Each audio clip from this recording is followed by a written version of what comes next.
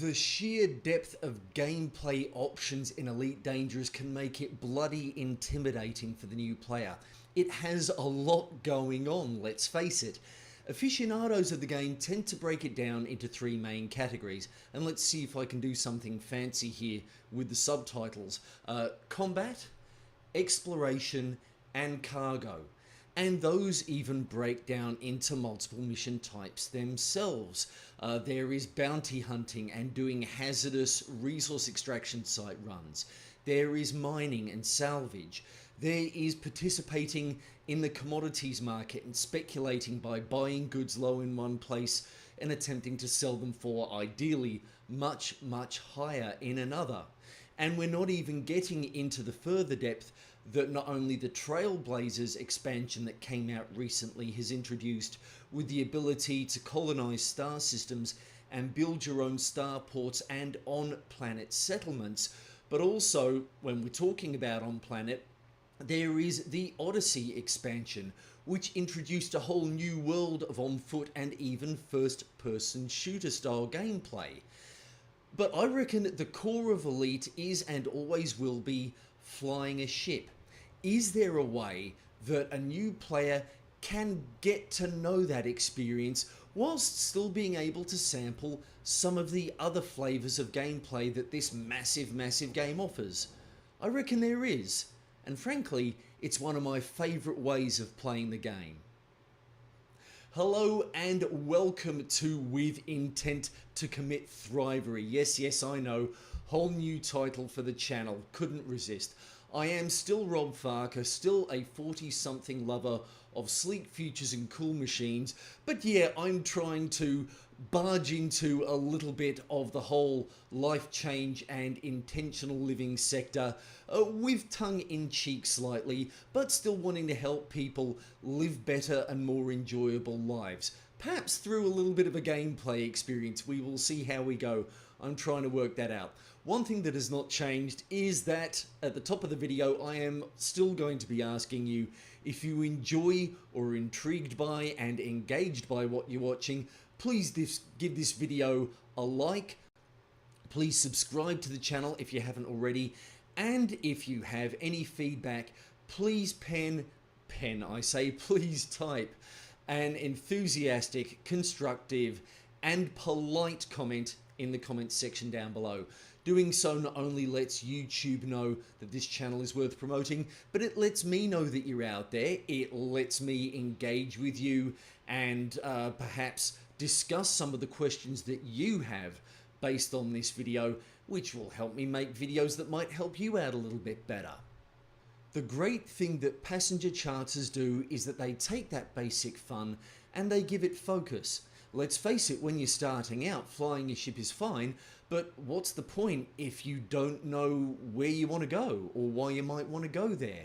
Taking on a passenger charter gives you a focus in the form of a destination. And not only that, it gets you paid to get there. You can let your passengers show you the local neighbourhood, get to know all of the star systems and starports that are out there, and potentially what is available at those starports. Who knows, the passenger you take on might even wind up showing you a pretty hefty chunk of the galaxy. Admittedly, it's still a fairly small, insignificant chunk of the galaxy when you look at the size of the entire galaxy, but still, it's more than you might see otherwise. On top of that, depending on the passenger you select, you might wind up getting a taste of other gameplay loops. A passenger who is demanding might wind up asking you to source them a particular commodity. Maybe some foodstuffs, maybe some clothing, maybe even some fish, which happened to me at one point. I don't know whether it was because they wanted an aquarium or they suddenly had a hankering for fillet of salmon. I didn't ask, and I imagine they weren't about to tell me. Not only that, but if you take a passenger with a threat level, you might wind up experiencing some combat gameplay if Either someone decides to come gunning for your guest, or you just wind up going through a sector of space that is a little bit less than a little bit less than lawful or well patrolled.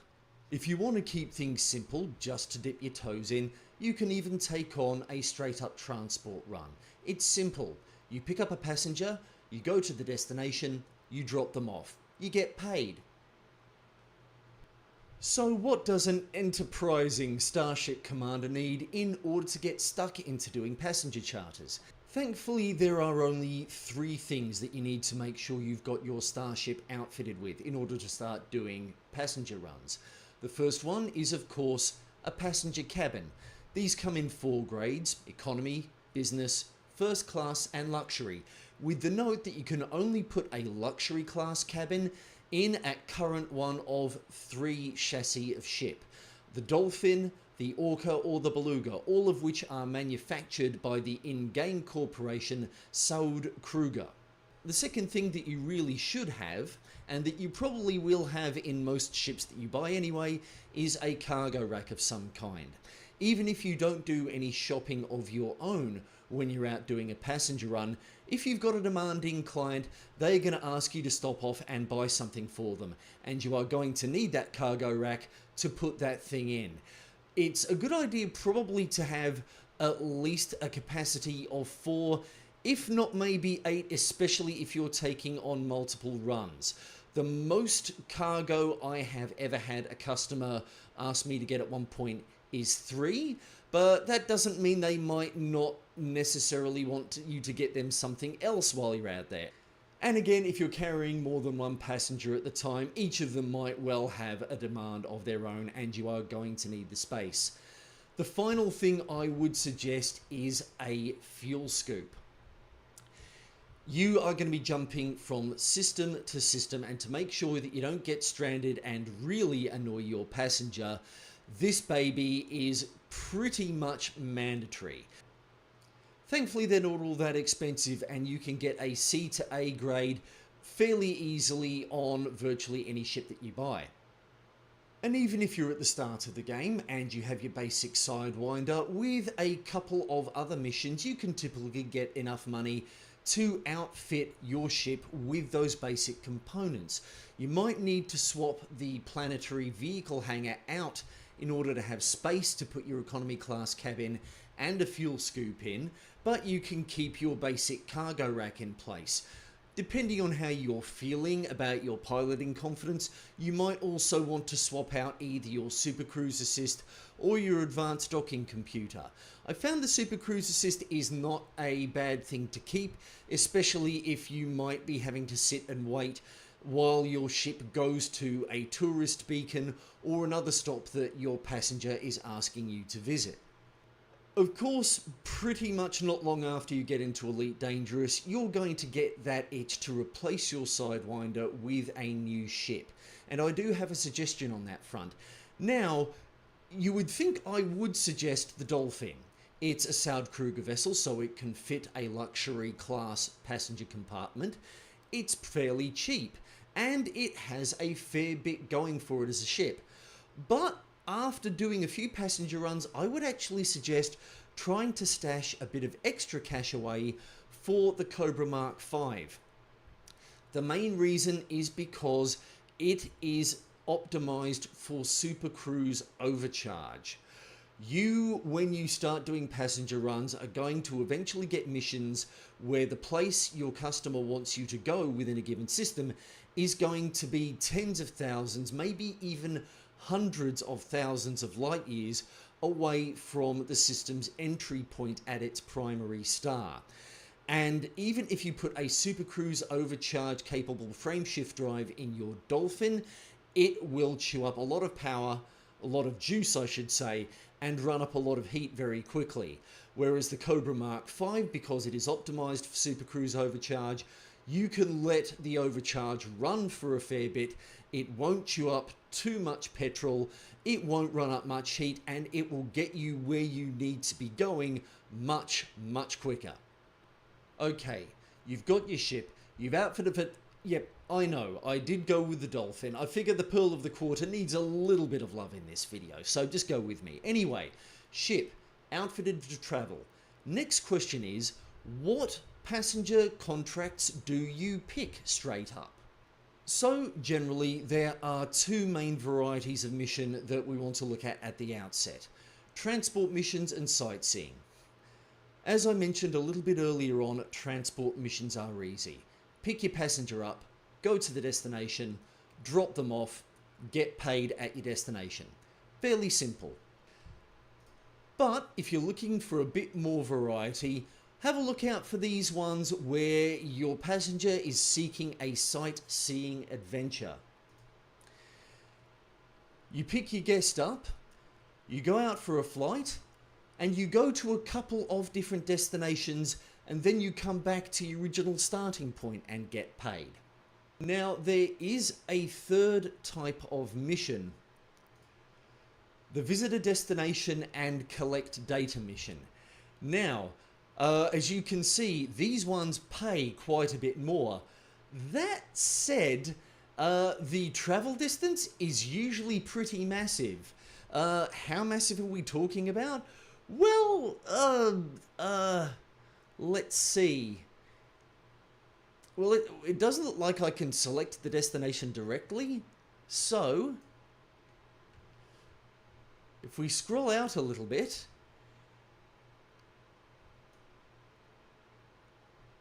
you are here, the destination is there. It's going to take you a long while to get from your start to your destination point and then come all the way back. In fact, I'm pretty sure that part of the gameplay of one of these missions is working out just how to get all the way out there from all the way here.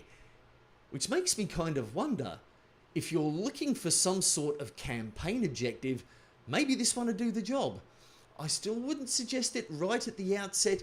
Just do some transports and some sightseeing adventures as well. I think sightseeing adventures actually work out pretty well for mini campaigns. And once you've got yourself a little bit more built up and maybe gone for something like a Mandalay, which is a little bit geared for long distance exploration, then take one of these missions on. The next thing I would suggest is take a quick look at the passenger profile. It's good to know who you're actually going to be carrying. Now, generally these may be people like rich tourists and even famous explorers, and possibly even CEOs. But every now and again, even though there don't seem to be any in this current list, there is the odd criminal mastermind, so depending on where you're at, you might not want to take one of those on straight up. But every passenger has a passenger profile, and generally they tend to look a little bit like this. Cowardly, laid back, low value target, neutral, and demanding. Now, a demanding passenger, the main thing about them is that they're going to be the person who is most likely to ask you to stop off and buy something for them. Some players I've found don't like this gameplay part as they feel like it's distracting, but I like how it gives gameplay a little bit of variety. Now, you don't have to acquiesce to your passenger's demands, but when you take a passenger on, they have a happiness rating, which generally starts out at happy.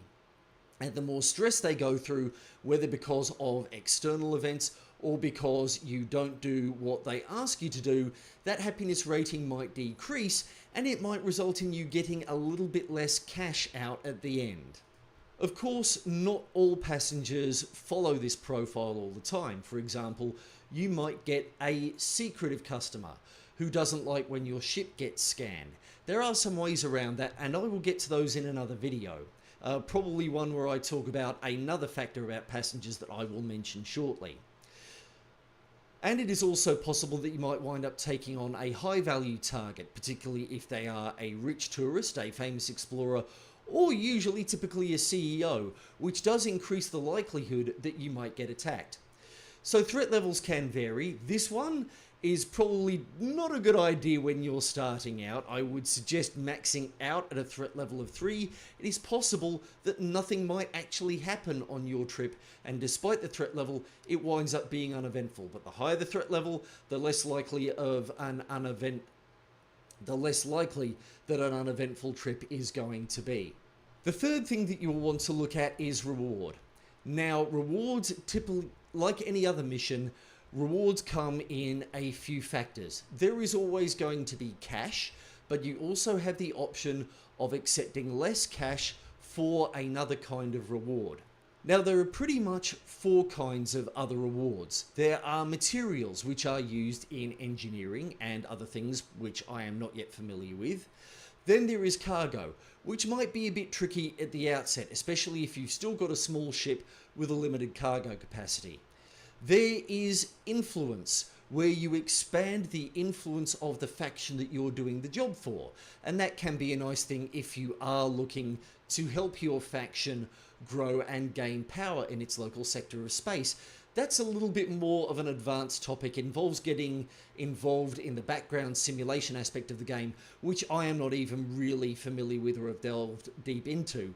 But one thing that you as a budding passenger charter business operator will want to look at is reputation gain. This will boost your rep with the company that has issued you the contract, and the better the reputation that you have, the more missions that you will be able to unlock. The final thing it's worth being mindful of is how far are you going to have to go, and even how many times you are going to have to travel before you get where you're going or even get back to your start point.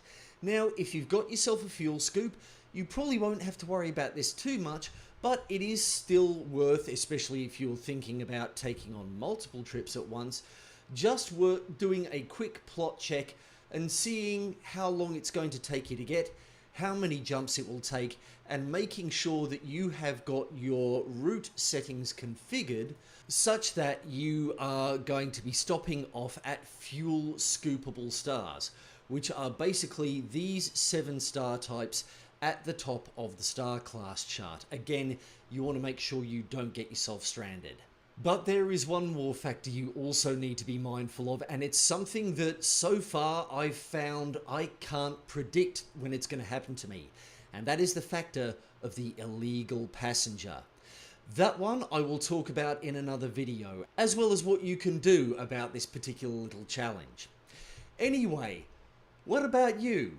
What are your favourite ways of exploring the galaxy, especially when you're starting out? How have you found passenger runs when you've tried them, and how do they rank in your overall list of preferred flavours of gameplay in Elite Dangerous? Do you have any particular missions that stand out in your memory? Any odd requests that passengers have made? Any instances where you got jumped by pirates and either came out by the skin of your teeth, beat them all down with no problem, or had to eject and lose your contract? Would love to hear from you in a comment down below, and until then or the next video, have a good time in the meantime. This is Commander Rob Farker, signing off.